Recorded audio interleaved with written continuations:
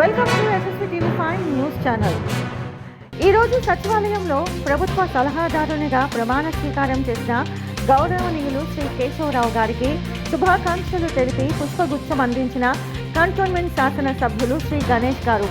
ఈ కార్యక్రమంలో మంత్రివర్యులు తుమ్మల నాగేశ్వరరావు, సీతక్క, తెలంగాణ రాష్ట్ర అసెంబ్లీ స్పీకర్ గడ్డం ప్రసాద్ గారు, పెద్దపల్లి ఎమ్మెల్యే వివేక్ వెంకటస్వామి గారు, తెలంగాణ రాష్ట్ర మహిళా కమిషన్ చైర్మన్ నేరళ్ల శారద గారు, పలువురు ముఖ్య నాయకులు, కాంగ్రెస్ నాయకులు పాల్గొన్నారు.